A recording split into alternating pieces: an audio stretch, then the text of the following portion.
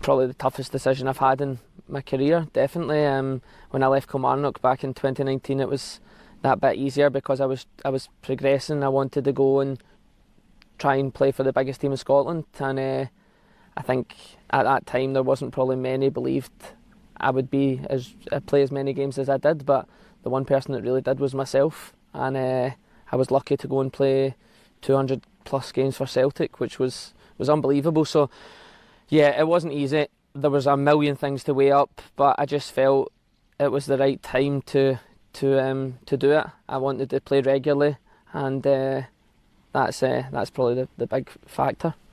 You say play regularly. Kieran Tierney's coming back. Some might say you went up for the challenge, that competition for places. Is that fair? I would certainly not say that's fair. I think there's been competition for my place at Celtic in the whole 6 years I was there, and was not something I ever shirked from. I loved that. It drove me on. It helped me find my best level. So no, I wouldn't say it was particularly keen in coming back. It was just that I felt that it was probably the right time for me to try something different. You mentioned moving from Kilmarnock in 2019. How much have you developed as a player and a person since being at Celtic? Yeah, enormous. I've become a father, I became a husband, and also I've had a brilliant learning and grounding at Celtic. Of course, Kilmarnock, you had some amazing coaches and managers that helped you along the way, but when you got to Celtic, you straight away you seen that jump up in level, and guys like John Kennedy and Gav Strachan have been unbelievable coaches on the pitch, and even the staff behind the scenes. You've got the best in the country, so the sports science team, the physios, the player liaisons, it's all of these guys behind the scenes that really do make Celtic what they are, and I'm incredibly grateful to have been there for as long as I was. What do you say to the fans that might be disappointed to see you go?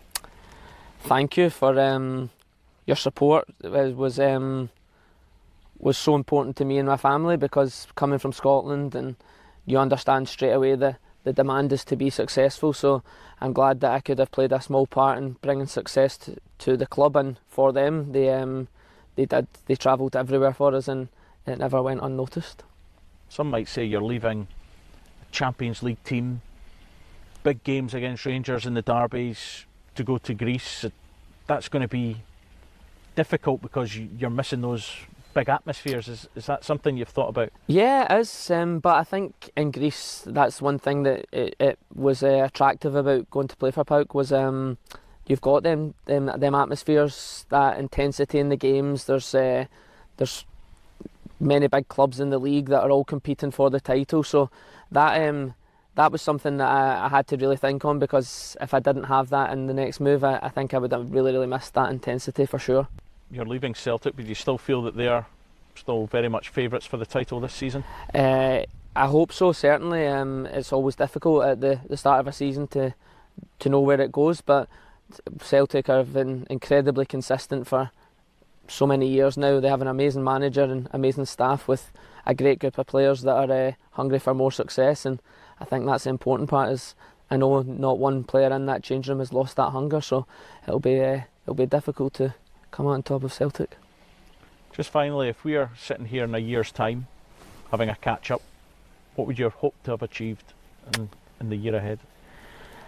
Just to embrace a different culture, to be open to everything that's going to go along with it, to try and, of course, bring success to Paok would be a real vital factor. But yeah, just to be open to everything. I know it's not going to be the same. I've spent 10 years playing professionally.